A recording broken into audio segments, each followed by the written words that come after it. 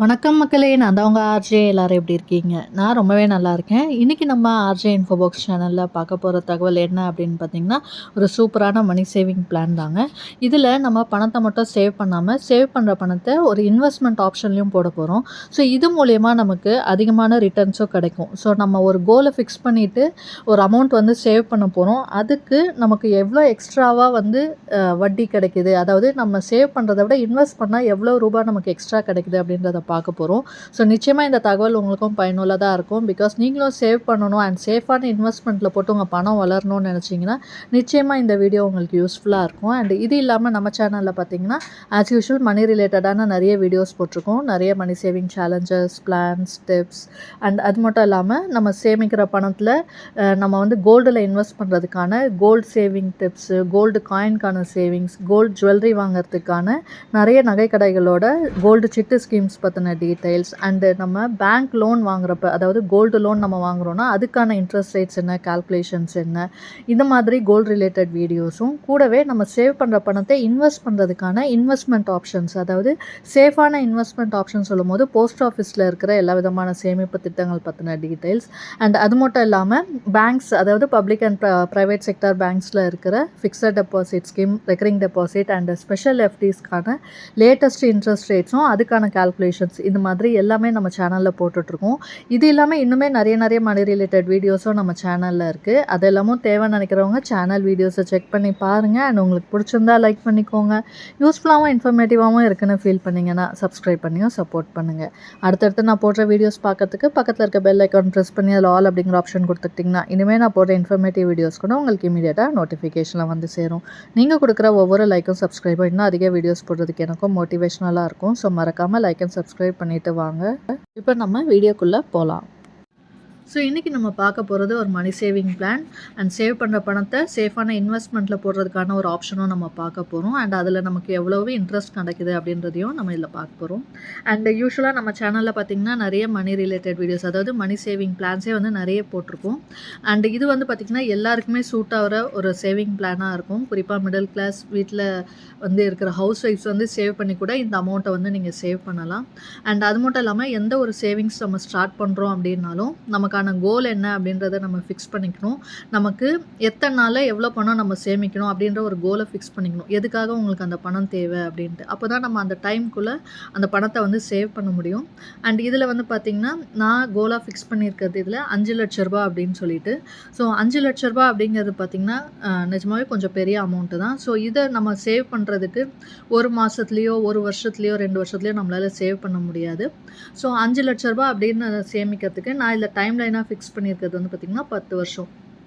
So நீங்கள் இது வரைக்கும் எதுவுமே சேவ் பண்ணலை, நான் வந்து சேவ் பண்ணணும் அப்படின்னு நினச்சிங்கன்னா இந்த இப்போத்துலேருந்தே ஸ்டார்ட் பண்ணிங்க அப்படின்னா ஈஸியாக உங்களால் ஒரு 10 வருஷத்தில் 5 லட்ச ரூபாவை சேவ் பண்ண முடியும்.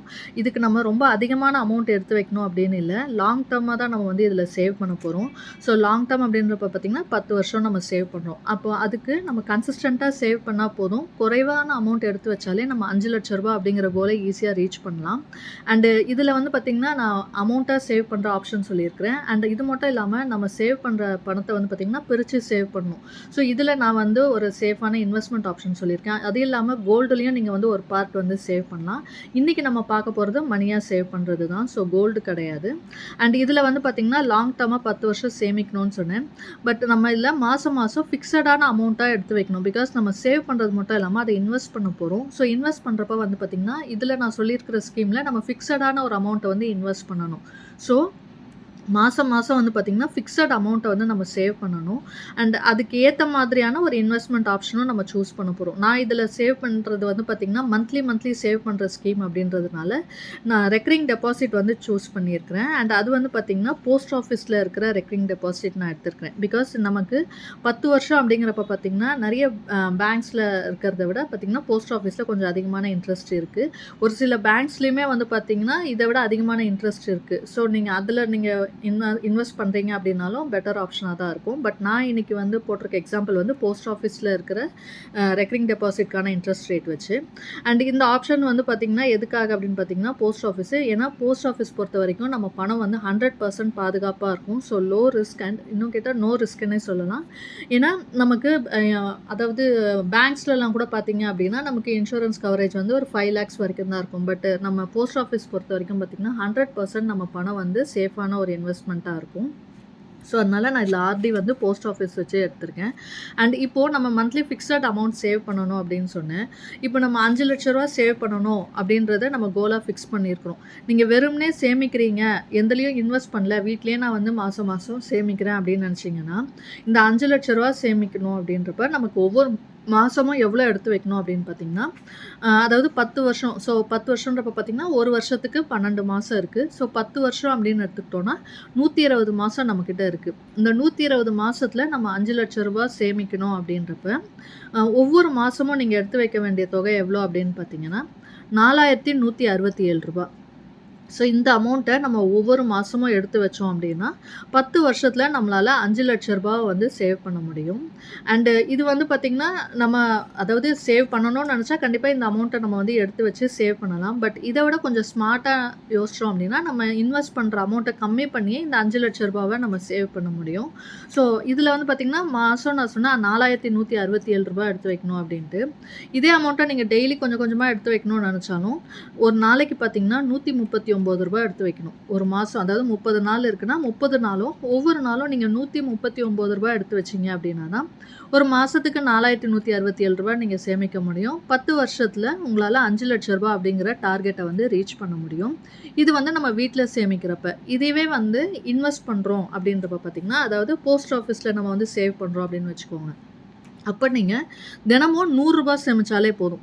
இதில் நம்ம வீட்டில் சேமிக்கிறப்ப 139 ரூபான்னு சொன்ன ஒரு நாளைக்கு. பட் நீங்கள் போஸ்ட் ஆஃபீஸில் சேமிக்கிறப்ப 100 ரூபாய் ஒரு நாளைக்கு எடுத்து வச்சிங்க அப்படின்னாலே அதாவது மாதம்னு பார்த்தீங்கன்னா 30 நாள் நம்ம எடுத்து வைக்கிறப்ப 100 ரூபான்னு ஒரு மாதத்துக்கு 3000 ரூபாய்.